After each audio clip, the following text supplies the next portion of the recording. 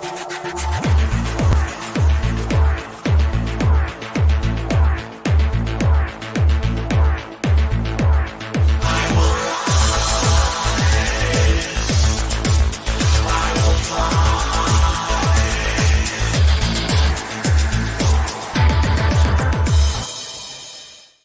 welcome to a very special Sharpe Way show this evening, Friday evening, a little bit past 6 p.m. on the East Coast. And you're saying, Larry, wait a minute, you usually go live at 7. That's true, but today is a very special day. We're going live at 6 because I want to have a conversation regarding Liberty Movement. And I want to define for those of you who are listening what that Liberty Movement is. The Liberty Movement is more than a Libertarian Party. I think the Libertarian Party is part of the Liberty Movement.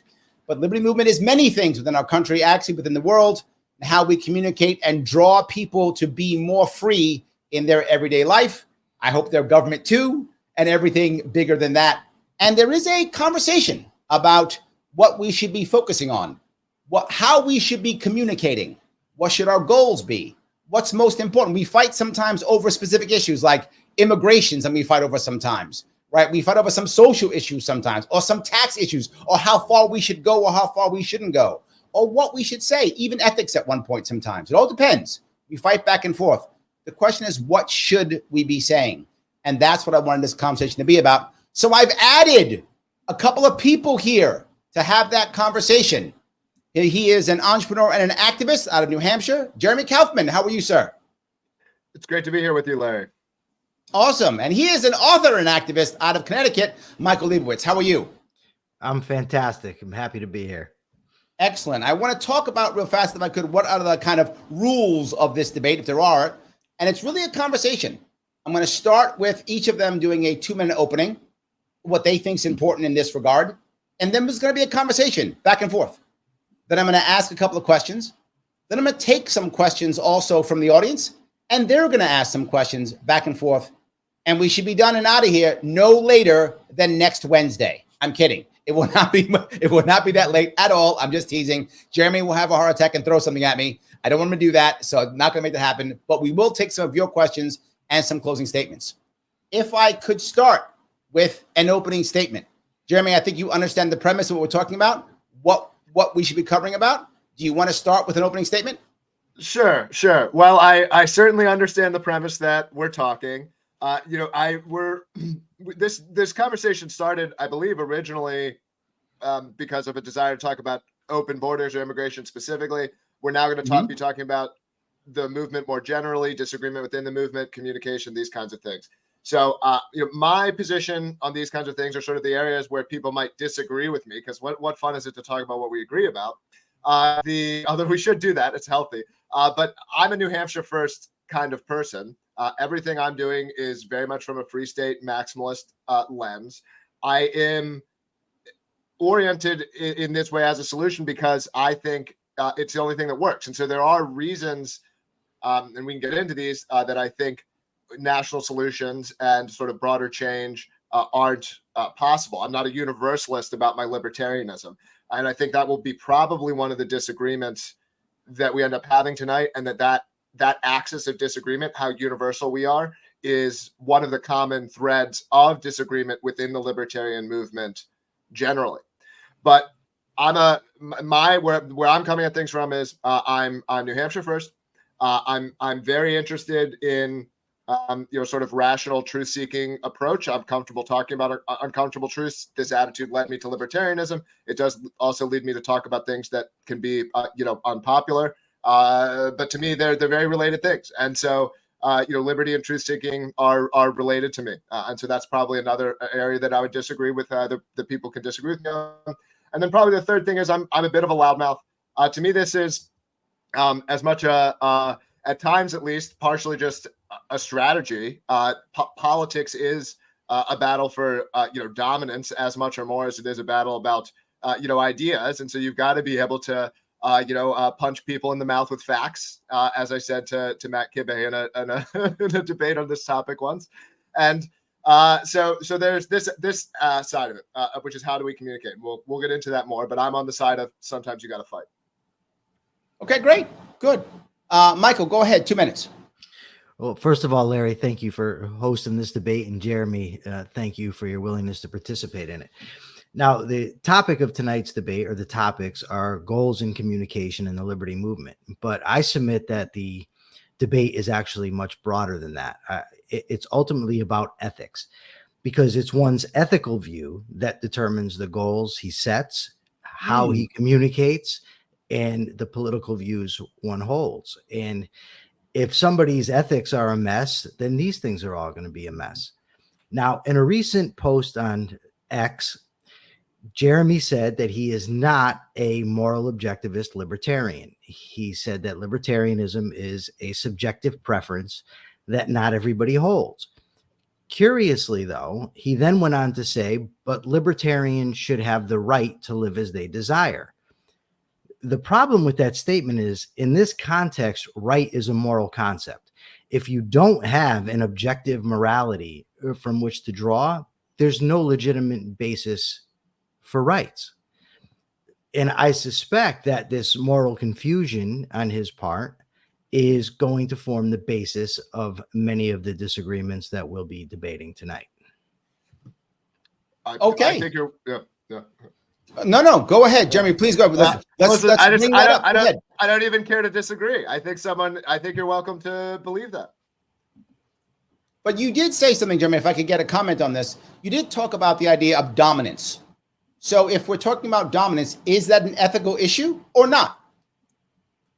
I mean, so if we want to find, a sort of potential area of disagreement here, well, so, yeah, if you believe that everyone ought to be or has to be a libertarian to be a moral person, I would essentially disagree with that. I feel that different people are to me, me being a libertarian is a sort of moral flavor. It's a moral preference. It's something that is at least partially innate and ends up relatively settled by the times of adulthood, to the extent that it seems to be flexible in people.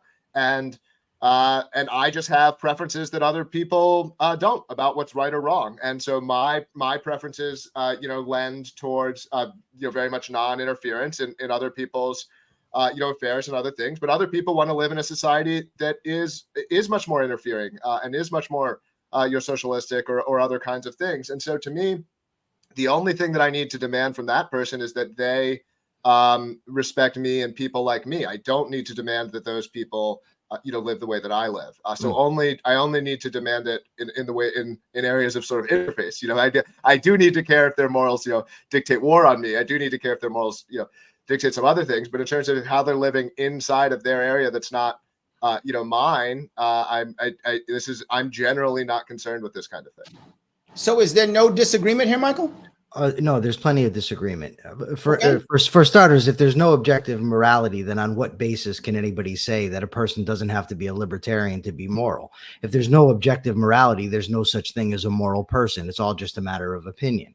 And I'd like to know on what basis you could ever demand anything of anybody if you have no moral criteria from which to draw on. You said that you're going to demand of people that they leave you alone. On what basis? On what moral basis does the lion demand meat from the gazelle? I mean, the things that we agree on in terms of how we run society are what we do. We do these things, so that it's useful for us. We have moral impulses about right or wrong. Part of being human and not being, a psychopath is that we have these kinds of impulses towards right or wrong. But we can't argue our way into these impulses. Now, when we're better angels, we can use our moral faculties to overcome some of these impulses. And so it is good to attempt to reason, but some of these impulses and sort of, moral preferences are relatively innate, and our logic and our reason sits on top of them. And this is why our logic and our reason, despite us believing it's so good,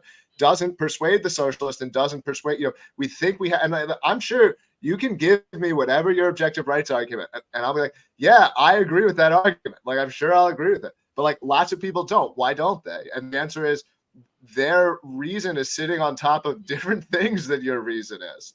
And so if that's what's happening, if this sort of sense organ, or whatever you want to call it, this moral faculty, is below our rationality, this is and can't directly be changed, something we can listen to rationally maybe at times, but this is what I think a much better description of what's going on. And so this what leads me to conclusions like I'm better off associating with other people like me than I am trying to persuade everyone else.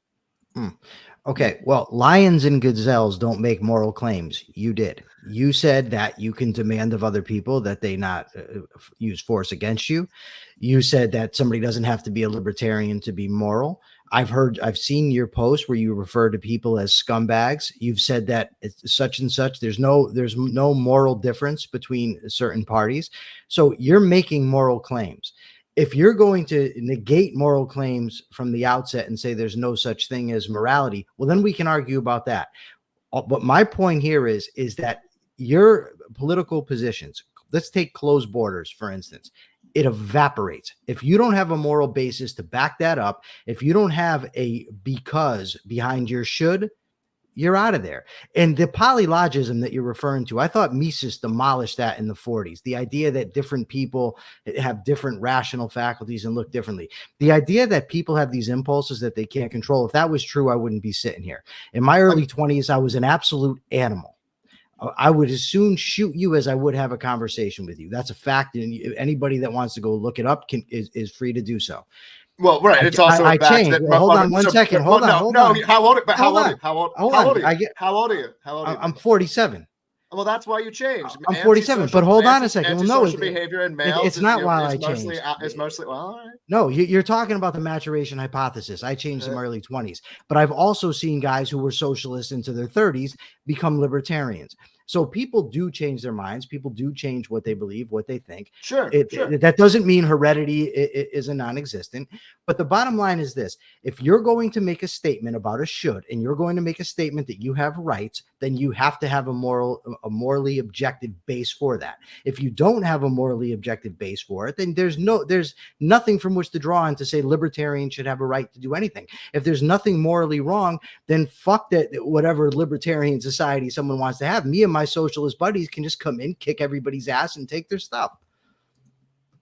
So, I mean, I just find arguments on this axis, while I'm not incapable of having them, just not being the arguments I'm interested in having at all anymore as a libertarian. I have a very clear goal. It's a very challenging thing to accomplish, but I have a very clear goal. I want a libertarian homeland. I believe there are enough libertarians in the world. If we concentrate in a physical place and take over that place, we can achieve something way farther in terms of how libertarian it is than anything else in the world. If there are if there are aspects of how this is done or how this is achieved that are sort of on the border, I just don't care that much. Like, I care what's the border policy that will produce a libertarian order. That's the border policy that I want. I'm just not concerned about this kind of completely abstract and irrelevant type of argument. I agree that this is an important question, but the idea that you're going to get to the answer, completely a priori via this kind of argumentation, I think is crazy. I don't think it's possible. I would never argue from a priori. I'm not a Kantian. I'm not von Mises. I sure as hell ain't Hoppe. But Before we go further, Mike, could you please explain to the audience the terms you just used? Well, von Mises argued in terms of a priori, deriving his theory from Kant, that there's these categories in the human mind that shape our experience, that determine how we think, and we can't avoid that. And he argued that based on that, we can come to truths without having to derive them from experience, that we don't necessarily need sensory evidence in order to conclude things. In the case of Kant, I believe he had 12 categories that he said shaped our thinking. And then he had the pure intuitions. I forget exactly what they are. It's been a long time. No worries. Since I read Kant. Jeremy, do you want to touch that at all? Or are you good with what he said? No, that's fine. Okay, great. So, keep going, Mike. I'm sorry. I just want the audience to understand. So, for starters, the point that I want Jeremy to concede and then we can move on to something else, is that his use of terms like right, like calling people scumbags, saying there's a moral equivalence, all those are empty terms outside of an objective moral base. If you will concede that, then we can move on to discuss other topics. I don't believe that I'm capable of having an objective moral base. I don't believe that most people are. I'm completely comfortable with being self-contradictory and ambiguous. I simply have things that I'm looking to do and achieve in the world. I act to achieve those ends. This is how most people are. Like this idea that you're going to be pure. I'm not saying it's. I'm obviously totally in favor of reason and rationality, but this is not a wholly rational belief or something that you're going to strictly argue me out of. Oh, that's fine. So at the outset, so then you would concede there's no objective morality.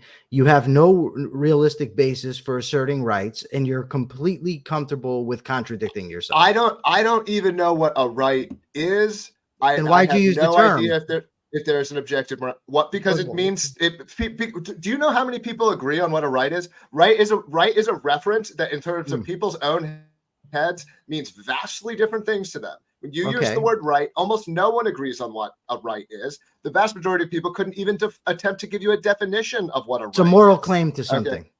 Yeah. Yes. It's yes. Well, but even this again, quickly, you can dig into this. So yeah, when you're saying that something is a right, you're generally saying that something is some sort of universalizable moral ought. Is I think generally how people use the word. If I'm going to use the word that way, I think that there are very, very few rights that exist, bordering on literally none. Okay, so when you use the term, you would say then it was an inaccurate use of the term. I'm probably using the term persuasionally, where right means different things to different people. So does that mean dishonestly? So hold on, let me step into that right now. I want to ask the next question right now, which will cover exactly that idea. Oh my God, what are you? What you're gonna have to ask me what I said. I say a lot of things. No, it's okay. I'm gonna. Okay, I'm sorry. I'll be good. I'm gonna cover this right now. So, what I get is that particularly that there's a goal that we want to achieve, and I feel like what both of you are saying are two separate goals. What I hear, and if I'm wrong, please correct me when you respond to this. What I hear is, Jeremy, you have a goal. You want that goal to be done. And morals and ethics, we care, but not as much. The goal is what matters. Whether it's principled or not is good, but not that critical. That the outcome for you is far more important. And what I'm hearing from Michael, unless I'm incorrect, is that the principle or the ethics behind it are far more important. In fact, maybe even more important to any goal. No. Did I get that wrong? Please help me out. That's what I heard. Because the principles and the ethics are the means to the goal. Yeah, I think Michael would say if you violate them, you haven't achieved your goal. Well, the two can't be separated. I want to live in a rational society, a free society amongst predominantly rational people. That's what I want. The two can't be separated. I don't want to live in some monastery where we just pontificate about ethics. I want to live in the real world. But let me give you some pushback for a second, Michael. Sure. What if? And I'm gonna use Jeremy's point. What if to achieve that, I show that shutting down the border? I'm not saying it's true. This is totally hypothetical. That shutting down the border would give you that. Well, the opposite. Okay. How could it? How could it? If you want to live in a society where the initiation of force is banned, right? And you're saying we can achieve that by initiating force at the border. Yes, that's what I'm saying. Okay, but you've already. My goal is to live in a society which is predominantly free from the initiation of force, then you've already cost me that society by initiating force. Unless I am initiating force against others. Yeah. Right. So here, if I'm initiating force, I don't want to initiate force against anybody. I don't want to. Do you think no? Okay. Anyone. Now here's the thing. Now here's the thing. If there's risks in this world, so if it could be absolutely demonstrated beyond the shadow of a doubt, which it cannot, that by having relatively open borders, you're going to destroy any concept of a free society or any rights-based society you have, well, then I would reassess, but it's not the case. You can't, I'm not severing morality from consequences. I'm not entering a suicide pact whereby I say, let's all be moral, and if we all get murdered in the process, that's fine. The reason I'm focusing so much on morality, because once we get into a discussion, let's say on ethics or how you communicate, or whether it's appropriate to tell Nina Turner to go pick crops, or refer to Maj Touré as a monkey, or say that Maj Touré, it gets special treatment because of his characteristics. If we're going to discuss the appropriateness of those stuff, those types of communications, or if we're going to discuss the appropriateness of a closed border, or deporting or isolating junkies, as Jeremy has recommended, well, then I want to know the moral basis for the claim that you're making. And if you say there's no moral basis for it, it's all just a matter of preference, then during the scope of the discussion, I don't want to hear it should be this way. I don't want to hear about how someone's a scumbag. I don't want to hear how somebody's immoral, how there's no moral equivalence, because you're at that point using a stolen concept. You're employing the concept of morality. Let me get Jeremy in here. Jeremy, you heard what I heard, and you heard what Michael's saying. Please respond to what I heard, what I said, what I heard, and also to what Michael was saying. Sure. So I'll say two things. So so in terms of what you heard, I think you're directionally correct. Everyone basically trades off between how deontological and consequentialist they are in their ethics. Deontological being duty-based, consequentialist being more outcome-based. But you can push anyone. Libertarians are not universally this way, but do tend to be more deontological, and even I am, to be clear. So I don't want to be giving the impression that I am only concerned about the consequences and would do whatever it takes to get there. But there is something that I'm very much looking to achieve for libertarians in terms of how it ties to something like borders. I do see libertarianism as having failed specifically because the people interpreting and enforcing the laws have changed in their constitution. I don't have a specific implication as for what that says that you should do. And I'm not like a build the wall immigration person exactly. I think that there are a lot of people who come and make America better. But the idea that I see the people that end up having power in a polity, in a society, which is, I also see this as inevitable, by the way, even in the most anarcho-capitalistic versions of society, you're still going to have something like some sort of local, governance structure. And the people who are constituting that are highly relevant. It's not something that can be done with words. It's something that is relevant to the people. Let me give you what I feel Michael's getting at is, if the people who are in charge in any way, shape, or form, if they themselves act aggressively, if they themselves are violent, do you then say, well, that's fine because they aren't violent or they aren't trespassing upon my group, so then they become okay? And do you see the point? If I'm going to be this bad guy to achieve my goal, bad guy, relative term, obviously, but does that make my government by default bad or wrong, or is it okay?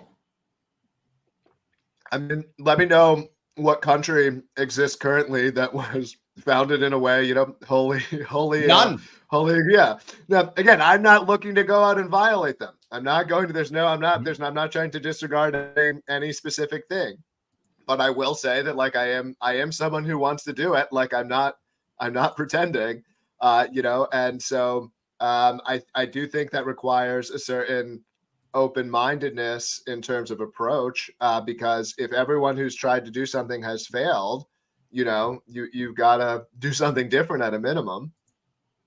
Michael, do you want to touch that? Well, I'm happy with it. I think we've covered the point about ethics, and that's what I wanted to do. We've established that, to Jeremy, there's no objective morality and there can be no objective right. So from there, I mean, if we focus on communication now, to me, there's a type of okay, let me touch to that then. Let's go to communication then. Okay. Is the goal of our communication, I feel like, again, this also may be a difference. Is the goal of our communication for the movement as a whole, obviously, right? I know, Jeremy, you're very focused on New Hampshire. I get that. Is the goal of communication education and change, or is the goal of communication awakening, right? So am I looking for someone who kind of already thinks the way I think, and I just want them to go, oh yeah, I'm one of you? Or am I looking to get people who don't think the way I think to think the way I think? Which one is more important? If you want to touch that first, Jeremy, since you're talking about New Hampshire, please go ahead. Yeah, so there's a mix. There's a mix here. So, in terms of my New Hampshire strategy, in terms of what I think we should be doing here, there's a number of people who are, quote, persuadable, but this persuasion is much more giving this person, something like a uniform rather than rationally arguing them into it. I have seen, for example, a number of spouses of libertarians who came here who weren't as libertarian, but all of a sudden when the community that they're embedded within is much more libertarian, they become more libertarian. I've seen similarly people who weren't libertarians who got involved, who were just who were Democrats or Republicans or apolitical people who were already living in New Hampshire who got engaged with free state communities, and now they're libertarians.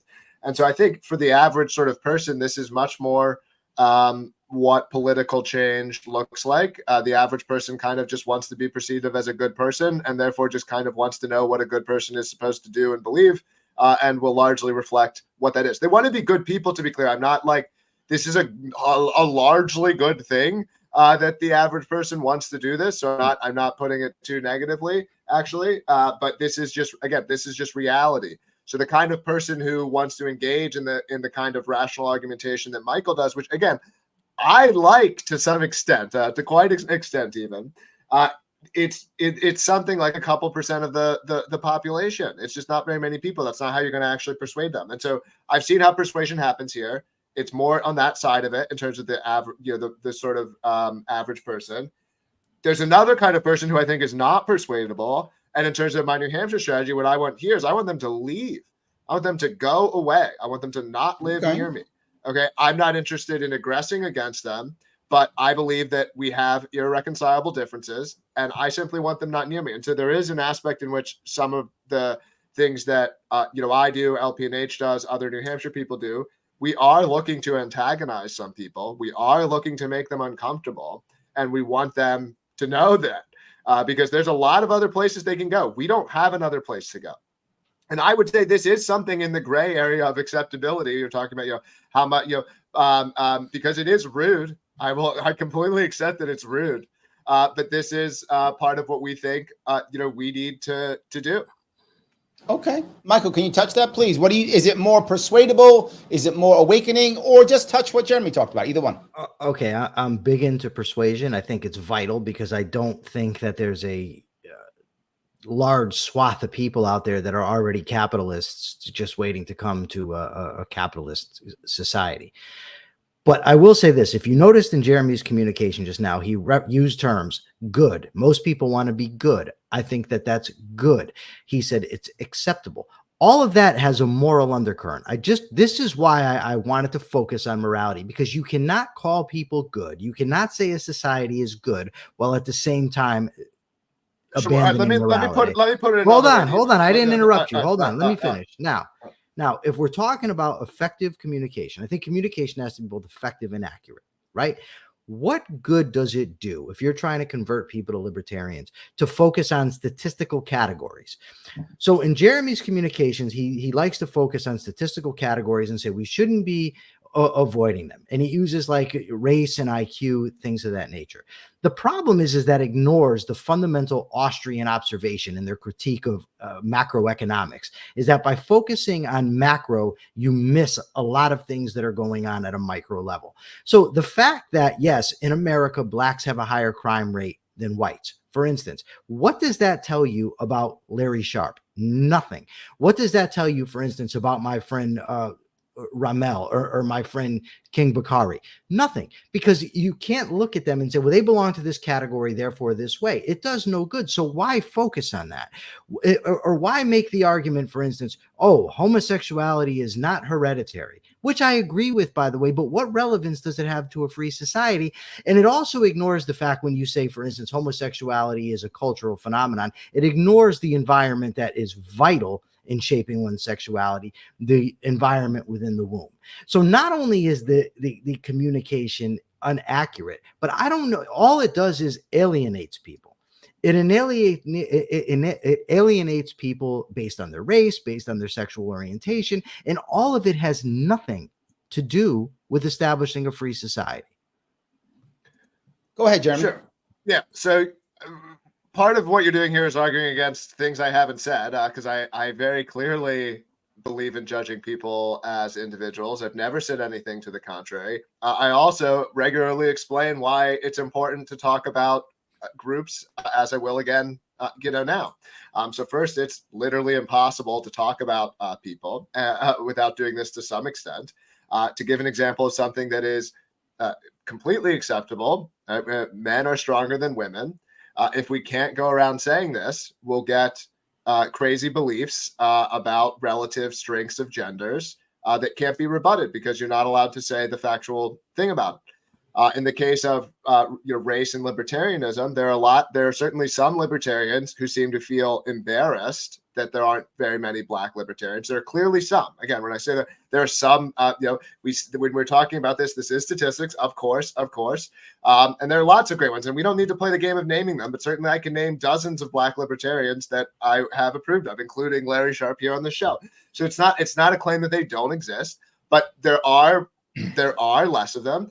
It's why? Well, there are differences in beliefs. And so instead of this being a failure, like, if we had just communicated in a different way, there are differences. And this ties back to the thing about, to the discussion about, moral language.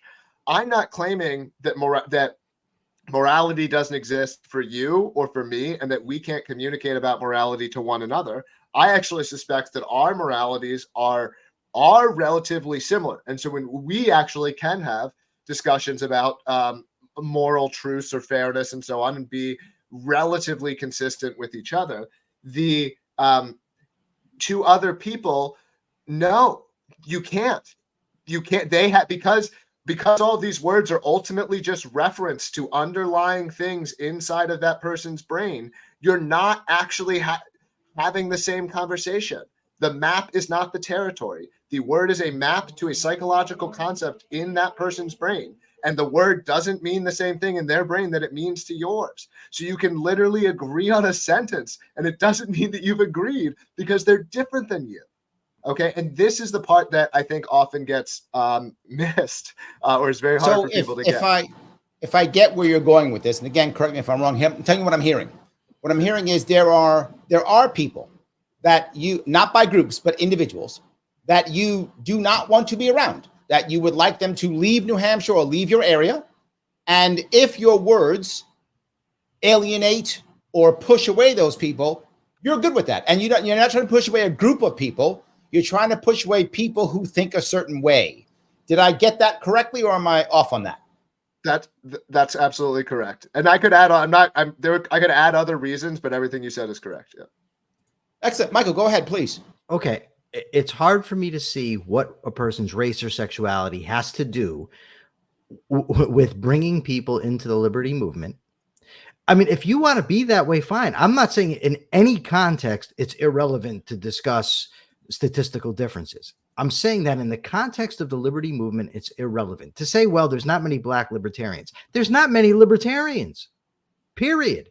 So to say, well, there's not many Black, I would venture to guess, Jeremy, if we were to do whatever that is, 23andMe DNA test of you, and then we were to trace the ancestry of everybody who has your ancestry, we'd come up with very few libertarians. So how is it relevant, especially when you're trying to convince people, or you're trying to get, I mean, if you're trying to get like-minded people, I suppose you can get a bunch of people who think the same way, but I just don't get it. And the idea, well, people think differently. People, of course they do, but it's not a racially caused thing. People don't think I'm a libertarian or he's not, or he's a Democrat or he's whatever, based on biological factors. That has not been proven. I'm very confident of that it is not a biological fact that people think a certain way because of their ethnicity. That's simply not true. So let me Again, see if I get what you're I've never saying. claimed these No, things. but then what is the point, Jeremy, of making of talking about it, of talking about heredity in the way you do that? There's hereditary differences for IQ. There's 0% of blacks are libertarians. What is the point of I've never said that. So because the reason is because it's explanatory for phenomenon that honestly, like this idea that most people are comfortable saying, oh, the reason black income in America is because blacks have lower intelligence than other races, and that's the primary factor for why we just had Joe Biden and Donald Trump on TV last night where they both got asked, what are you doing for black Americans? We're on TV. The disproportionate crime rate of black Americans was discussed. Okay, does anyone discuss this factually, that this difference is seen not just in America, but in literally every country in the world? This isn't a reason to judge conclusions about black people. You judge every black person as an individual, 100%. Okay, I've hired black people. I worked with a brilliant Nigerian programmer who unfortunately I couldn't get to America, but helped him get a Canadian visa, and he left Nigeria with his family to come to Canada. Okay, but if you're going to have, the way that I like to look at it is you judge groups as groups and individuals as individuals. If I'm considering welcoming an individual into my community associated with an individual, I judge him as an individual. If we're talking about 1 million immigrants selected at random, this is a statistic. It is not 1 million people are not an individual. There's a reason you don't go into certain types of people anyway. Don't go into certain parts of certain cities. Okay, this is not because you know a specific individual is going to do something to you. It's a reasonable statistical inference about groups. And so when we're talking about immigration and we're talking about large numbers of people, we have to consider groups because we can't consider individuals. Well, again, we can come up with strict tests to judge individuals, but then we have to accept that those strict tests will produce these group differences in outcome. Okay, which we aren't even allowed to say. So, Michael, if I understand what you're saying that what the communication that Jeremy's using, in your view, is simply making things worse. It's not effective, and it's harming people, and it's not actually bringing people into the movement. It's not effective. Am I getting that correctly? It's entirely ineffective. It's misleading. So for instance, let's take the point he just made about immigration, right? So what are we going to do? Because let's say Mexicans, right, have a less proclivity to being libertarians as a group. That's going to tell us nothing about an individual Mexican. Are we going to exclude all Mexicans because as a group they have a lower commitment to libertarian ideals? We're going to use but in my view, I don't know exactly how you do this, okay? But obviously, this is something we need to be thinking about entrepreneurially and creatively. But in my view, the central problem of maintaining a libertarian polity or a libertarian society is the selection mechanism for people. And almost no one spends any time thinking about it. In terms of what we're doing in New Hampshire, I see it as ultimately the central problem.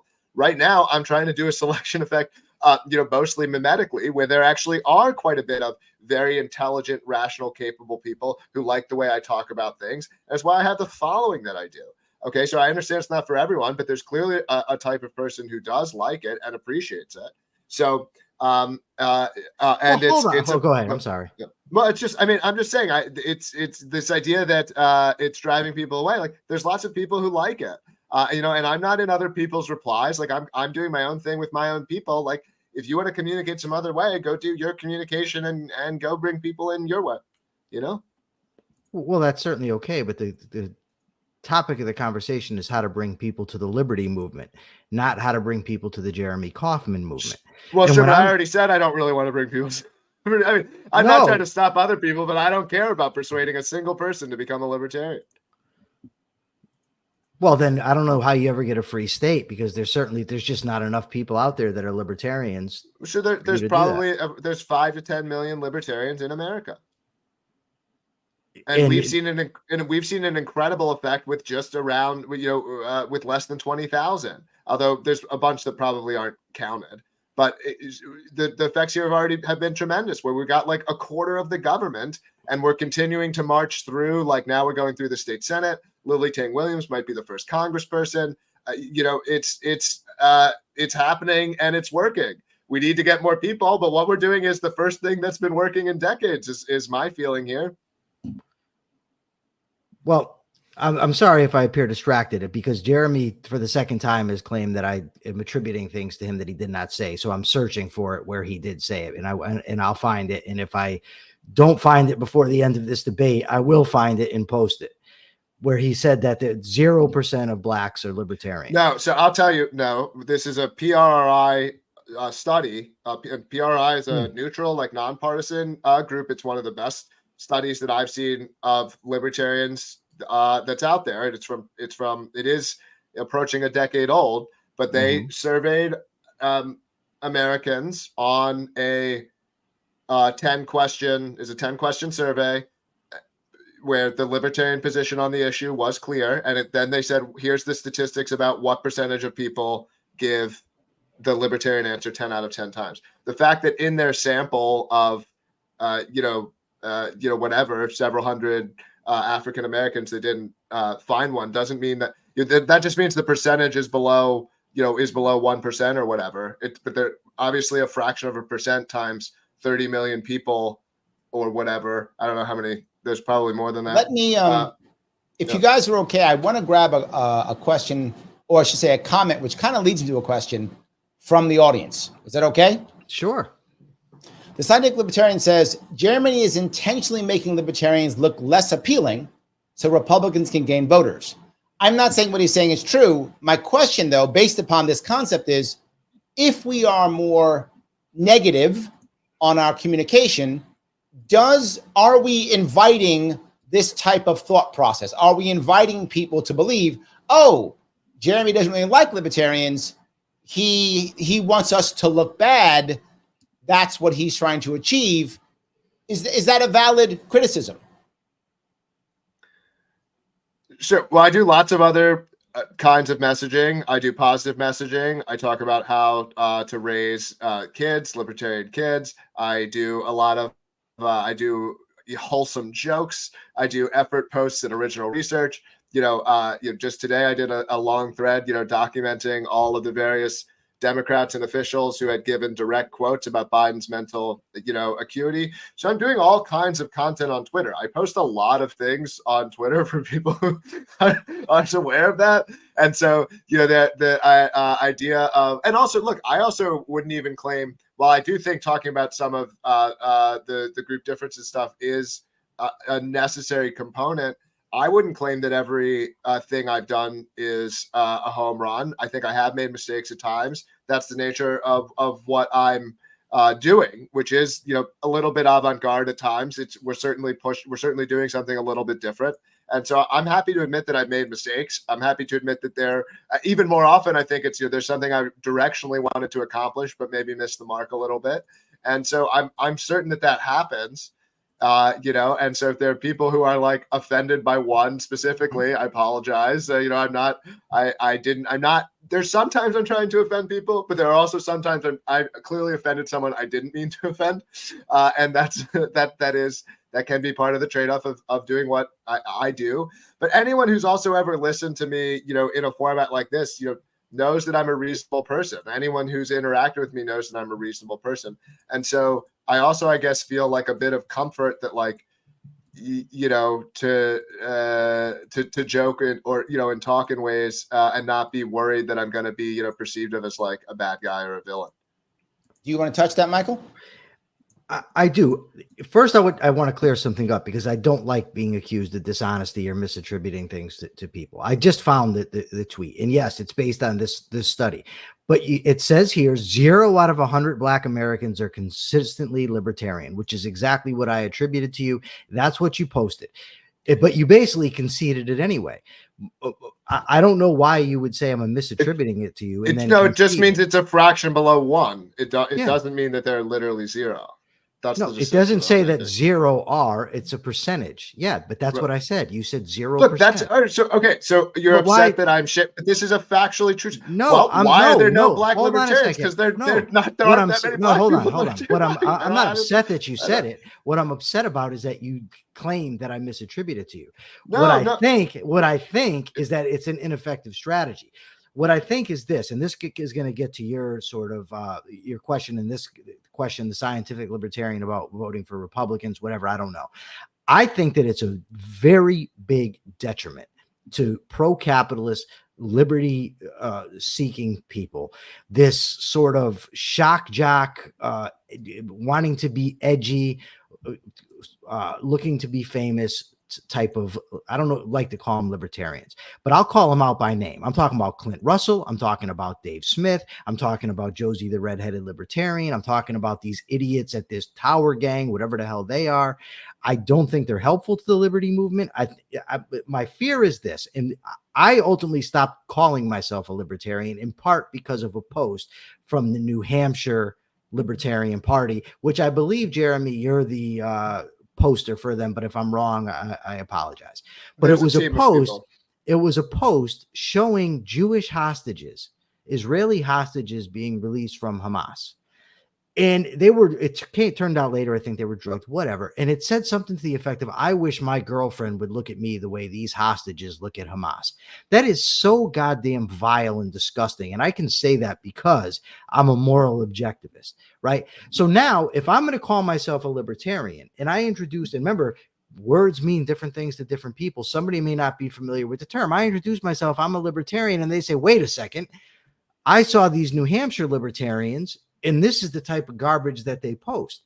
They're telling Nina Turner to go pick crops. They're obsessed with posting things about how blacks aren't libertarians and IQs aren't distributed equally. Why would I want to be involved in that? They're saying, and now they're looking at me like that. So I've disassociated myself from the word, not the ideas. I count Frederick Bastiat, Ludwig von Mises, Henry Hazlitt among my intellectual forebears. I'm ultimately an objectivist, so Ayn Rand has the strongest influence on me, but nonetheless, they have as well. But that's why I want to have this debate, because it's not just about who Jeremy Kauffman wants to come live in New Hampshire. It's about a brand. It's about a movement. It's about things that are bigger than the Larry Sharpe show. I mean, how many people are now not supporting Chase Oliver for president? And I'm not even saying I'm supporting him. I'm just saying they don't support him. They make references to his sexuality. Not everybody. I'm not saying everybody that doesn't support him because he's gay, but clearly that's part of the equation. And to me, that's a problem within the movement. It's a problem when the Mises Caucus of Alabama posts something that praises Ted Kaczynski. Do you want to respond to that, Jeremy?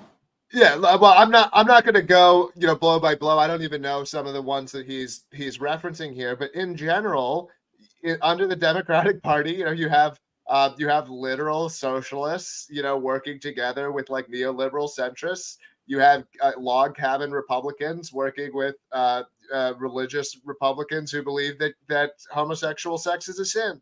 So, this does happen inside of the other parties. I think generally this idea that there are people out there who are like intimately familiar with like everything every other libertarian party has said, or that they're even remotely aware of any of these things, I think is just completely false.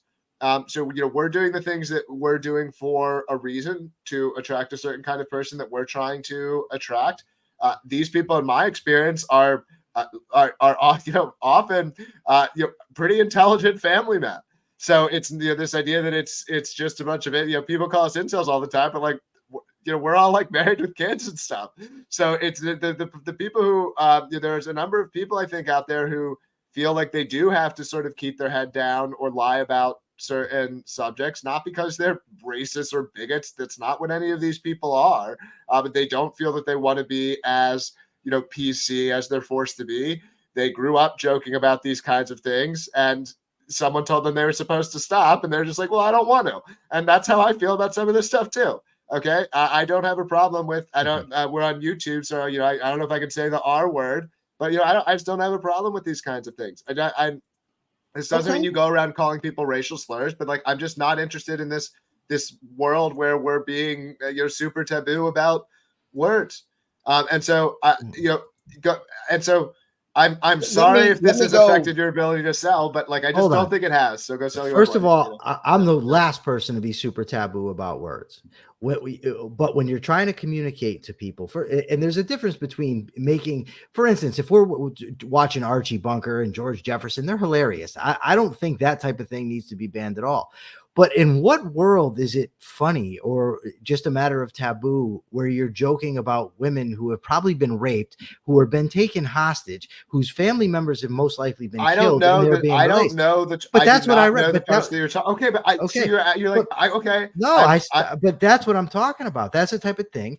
You do post some of this edgy stuff. You said, well, you just I like don't to think be I've edgy. I don't think I've ever posted anything like you're talking about, and I don't know the post that you're talking about. Well, did you tell Nina Turner to go pick crops? Was Absolutely. So I'm happy. Well, I'm not going to say whether it literally was me, but I'm happy to defend that tweet in principle and why it's a good idea, because that one I'm familiar with.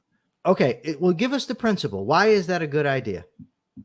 Sure. Because, because she should, right? Because that's not a reason. Well, sure. No, that is the reason, right? Look at all the attention that it got. Being able to say that is not an inherently racist thing to say. It's not. Okay, there's nothing inherently racist in saying that someone should go and pick crops, and she is demanding the labor of others. So we demanded her labor in return. It's no different than saying, if you punch me, I'll punch you back. Are we violating a taboo? Yes, we are. Is there any sensible reason that taboo should exist in a libertarian order or a libertarian society? No, there is not. That is just a progressive taboo that people are taught not to violate. And so we don't care about violating progressive taboos. And so we do like to signal that we will violate progressive taboos. There is some intentionality to saying we don't care about progressive speech taboos and progressive. So race had nothing to do with it? Well, the taboo is there because of race, but that's a taboo. I'm saying with why you. I'm saying with why you use the term. Did you use that? Did you use that? Whoever posted it, did they say go pick crops because she's a black woman? In general, if we, and I can't stand her, by the way. These taboos, these progressive taboos, largely only exist around non-white people, right? We would be if there's some taboo around, white people. We get ratioed by right-wing people too. We got in a huge fight with like half the right wing over saying that no, you shouldn't tax people to save starving children. Okay, so it's not like we only we will make these kinds of arguments and take these kinds of positions. It gets us attention and it works. And none of these things are unprincipled. There is a principle. Is it combined with getting attention by being provocative in a certain way? Yes, it is. So I'm not denying that there's a provocativeness to it, but it's not a provocativeness that we need to honor because it's just a preference of our enemies. Well, according to you, all morality is just a preference. But to say, well, it's just a taboo. My only point is this: had I made the same point she made, you wouldn't have told me to go pick crops. We wouldn't reply to you, probably. Well, I believe whether they have or not, I don't know. But if it were a famous white guy, you wouldn't tell the famous white guy to go pick crops. You told. What do you think Nina we could Turner, say about what? Let's brainstorm. What can we say about you to go viral? I don't care because my life isn't dictated by going viral. I don't care to become famous for being an asshole. I want to get my message across, yes, but I'm not going to sit there and lie. And I'm not saying that you do, but some of the influencers I mentioned earlier, they're dishonest. They express certainty when there's no basis for their certainty. I want to become a successful podcaster, yes, but I want to do so being an ethical person, being a good human being. So I have no interest in, I know how to draw attention to myself if I wanted to.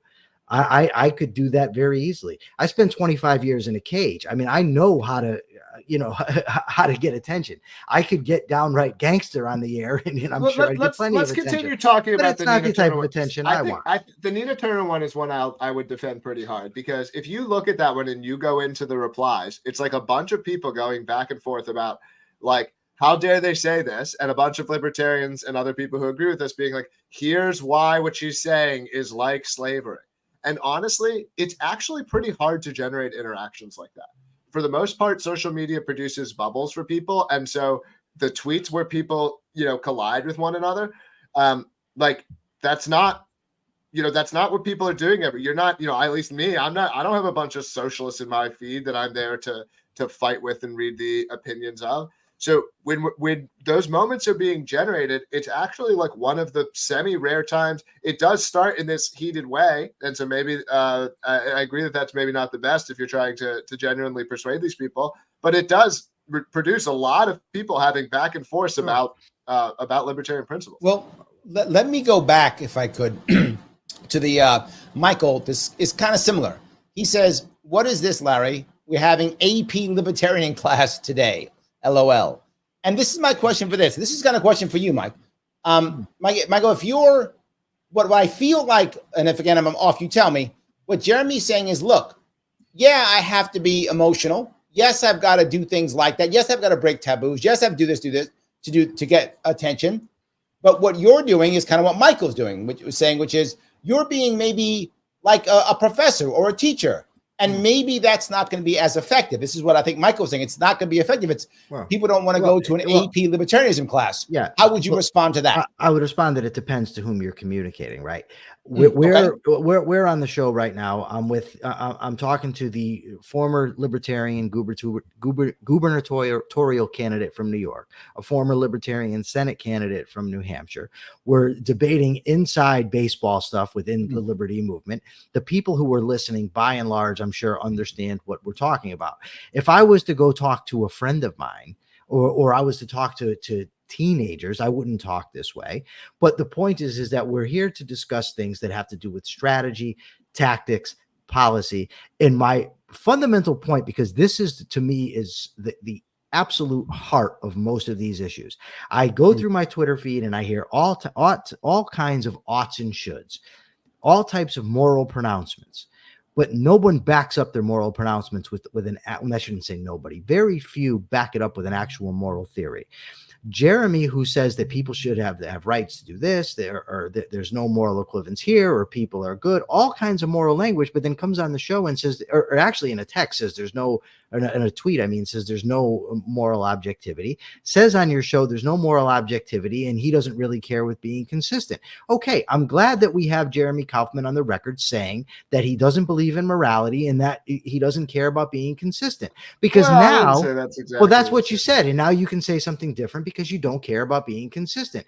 But you know what? I don't think it's really possible to be consistent. Well, I'm consistent, so it is. No, I don't think you are. Like, this is what I'm saying. Like, and again, I don't want to play the game with you, but I've done this with so many people that, like, everyone's morality bridges in these places of consequentialism and deontology, and there's not really any consistent thing. It ends up being a subjective judgment. It's not. But if it is, okay. I'm not. Of course I am. I don't really have these conversations anymore. So you're welcome to believe that. No, but if it is, all I'm saying is that when I come across now a tweet from Jeremy Kauffman who's making a claim, or who's saying this is how things should be, or these people are scumbags, or this person's a jerk, whatever. I don't understand why you're so concerned about what I'm doing. I already told you why I am. Because it's not you as a person. It's not you, just you. It's a lot of these so-called libertarians who play that game, who think it's edgy to insult people, who get on Twitter or get on YouTube. Then let me touch these two pieces. I have two more comments here who go exactly the opposite. Michael Voss, who's from No Soundbites Allowed, says, repugnance is not attractive on any level, especially when meant to be confrontational. And at the same time, I got a super chat from the Lunatic Libertarian. Thank you for the 49. Appreciate that. Most humans have relaxed brains and cannot get past their programming. Freedom of speech, get attention any way possible. Sure. So literally two opposite sides are watching. To your point, I think, Michael, I think you've hit the point properly. We have two people who think exactly the opposite on this one. Sure. Now, I just want to say this, because this is, to me, very important. I've got a very long history of violence in my life, right? I've known quite a few murderers in my life. And while I find it repugnant to act like this, to talk to people in this way, right?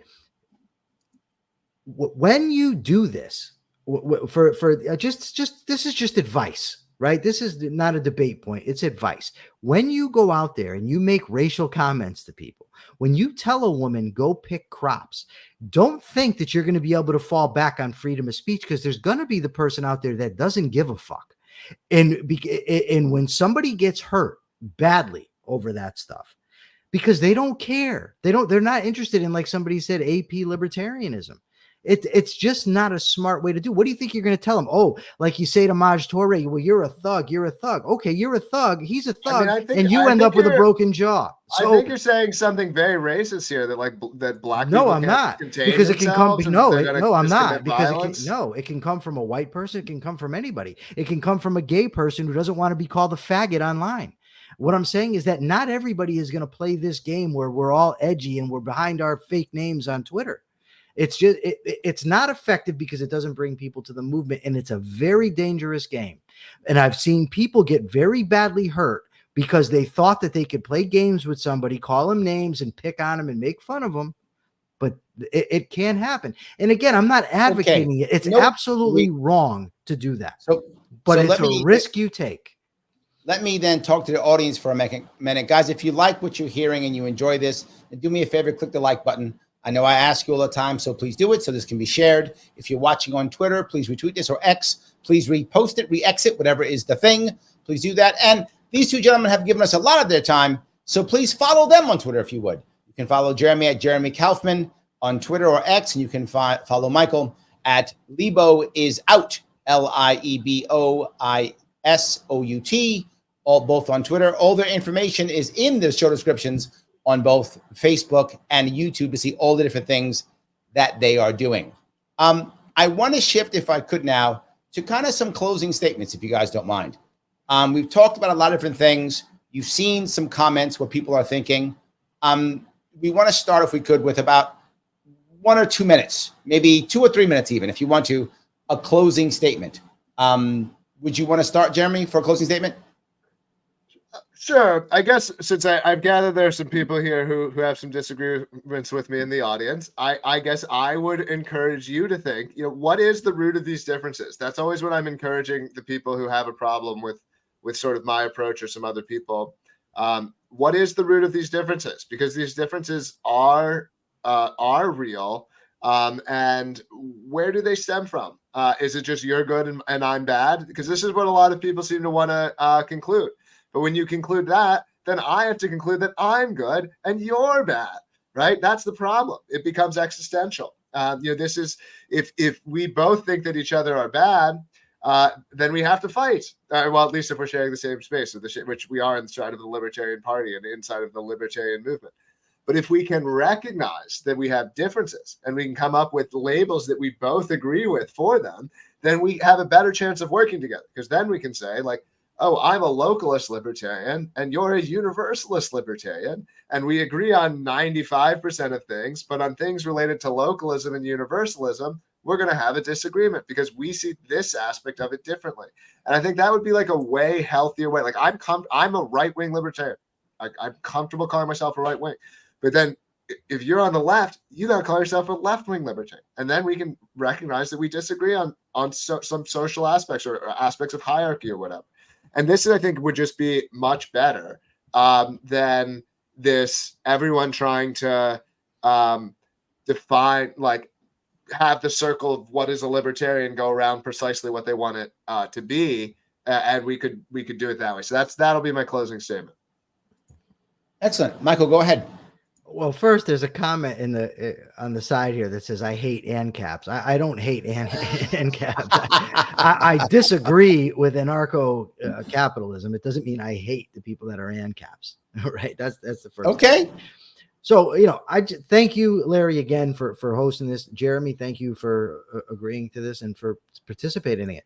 But I disagree fundamentally with the idea that, well, if I think somebody's bad, then that person then has to think I'm bad.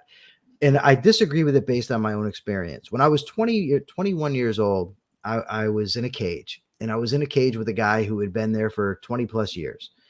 And I was feeling bad for myself for being in prison. And I said to him, I just don't think I belong here. And he looked me dead in my eyes and says, Liebowitz, you're exactly where you need to be.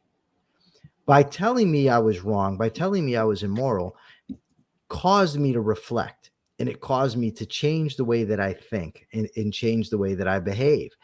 And if we're in the persuasion business, then I think that our persuasion should be based on an ethical core. I think that it should be directed toward a goal. And I think it should be both moral and effective. And that's the way that I'm looking at it. I view Jeremy and I view the others that I spoke of as very detrimental to the movement. I don't know you, Jeremy, personally. I don't know how you interact with your family. I mean, I see you online. You seem like you're a good family man. I have no idea.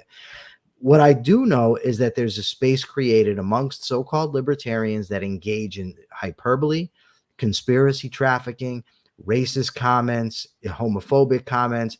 That is the aspect that I absolutely think should be purged from the libertarian movement. Doesn't mean that you outlaw it. Doesn't mean you say, no, you're not a libertarian. No, it means that you say that that stuff is irrelevant to the pursuit of a free capitalist society. That's my goal. And I mean, I think I've done a very good job tonight of explaining why. And how can we take somebody seriously in their tweets, in their posts, and saying anything about ethics when they say there's no objective morality? I'm okay with contradicting myself. I do this stuff because it's, shocking and it gets me attention. Okay, that's cool. I disagree with it. I think it's wrong. I think it's morally inept. But more to the point, now there's a lot of other people, hopefully, that watch this show that know that's what's going on. With that, I'll close. Thank you both again. Well, I do appreciate that. I do want to grab a couple super chats. It looks like I'm sorry, Jeremy. I think you the audience has said you've lost the debate today, if there was one. Daniel Donnelly says Michael Liebowitz, thank you for the 99, is a much better communicator of libertarian values. I think that's great. I think anyone who likes Michael should engage in his plan and his strategy. I'm explicitly only trying to attract people who like my plan and my strategy. I'm not if it's not for you, don't take it. Okay. There we go. So it's this desire to make have it be the one true the one true vision, and this is again I think what Michael here is saying and suggesting. Well, not at all. Larry and I differ on plenty of things. I am very comfortable sharing the same political space with Larry. Very comfortable. I don't care that he doesn't agree with me on every little thing. Sure, but you're saying on these, there's this set of issues where you have to be one way, and then everyone's going to have their list of, their. I'm not saying you have to be. I didn't say you have to be anyway. What I'm saying is that you should be intellectually consistent. If that's what you mean by everybody, sure. I think everybody should be intellectually consistent. Again, I think people should be uncomfortable with contradicting themselves. I think people shouldn't say there's no morality and then make moral claims. Absolutely. Yeah. Well, I don't want to stop you from beating up straw men. What other questions we got here, Larry?